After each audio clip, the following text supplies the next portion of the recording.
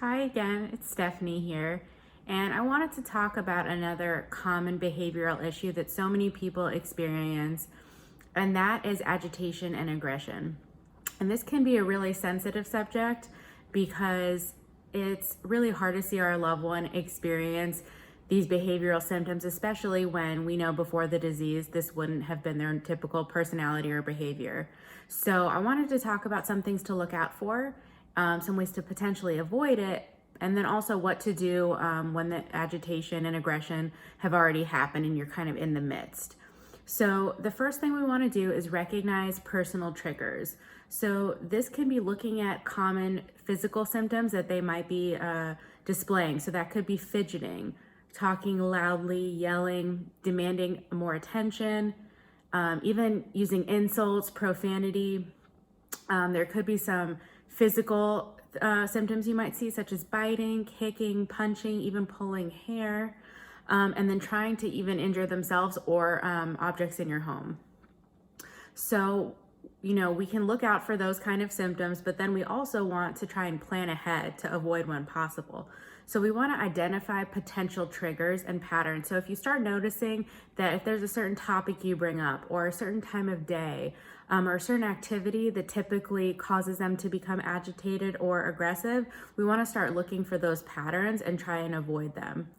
It's also important to keep a positive environment for our loved one. They might not even always be able to understand what we're saying, but they are able to pick up on our emotions and our tone, and whether we're keeping a positive or negative environment. And we're human, we're not always going to be positive, but we can do our best to try when able.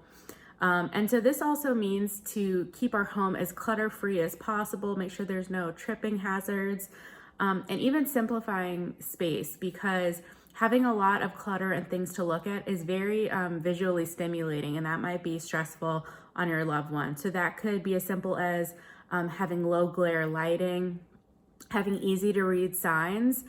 So let's say your loved one needs assistance knowing what's in the cupboards or in the fridge or where the restroom is. Having really clear signs so they're able to keep their independence and not have to ask you where everything is. And so that can be helpful depending on what stage your loved one's in.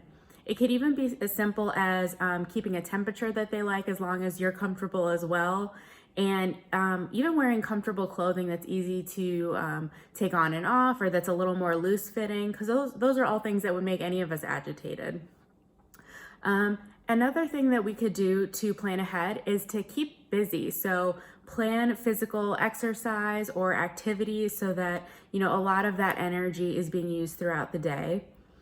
We also want to look at lifelong routines. If, let's say, your loved one is getting up at 6 a.m. every day and that means you're up as well, we want to look at, well, what might have caused that? What behavior in the past might be triggering that? And so maybe that's when they woke up every single day for work for, the majority of their lives. And so we want to look at patterns and think what might be causing the behavior in the first place.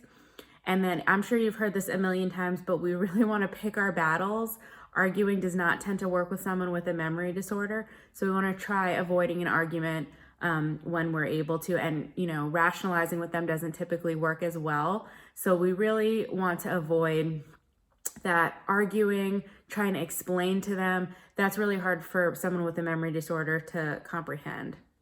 So now what do you do if you're already in the moment, your loved one is agitated or aggressive? So there are a few ways to decrease agitation. So the first thing is you want to calm yourself, right? So you don't want to come in really hot on them. You want to kind of mirror what expression that you want them to have. So keeping calm, calm tone of voice. Sometimes you want to just back off a little bit. Like if we're, any of us are stressed, we don't want someone all up in our face. So you want to back up, maybe maintain about 6 feet distance, which isn't too hard right now. You also want to take his or her side. So even like actually getting on their side, but then as well, letting them know you're here to help and you're not against them can be really helpful. So if they're saying that they're frustrated or something's happening to them, you want to not deny that it's happening. You want to understand and say, I'm here, I understand why you're frustrated. It can also be helpful to come to eye level. Sometimes if, they're sitting and we're standing, it's a very domineering posture. So just coming to eye level is a simple way to do that. And then if you're noticing that they're breathing really quickly or heavily, you want to help them breathe at a slower pace. So encourage deep breaths. You can mirror it so you can breathe together and show them to kind of slow down their breathing. And lastly, you just want to soothe and protect. Remind them you're here to help. It's really important to stay in their reality. You might have heard that before. So we don't want to devalue what they're saying. We really want to understand that for them, this is real. Whatever they're experiencing is real to them. So stay in their reality, even give a gentle touch, hold their hand when they start coming down, pat them on the shoulder or the back. All of these are ways that we can show, we're here to help you. We're not here to be against you. So I hope some of these tips have helped as far as agitation and aggression. If there are any other behavioral issues that you would like me to talk about, please let me know in the comments. And other than that, I will see you next week.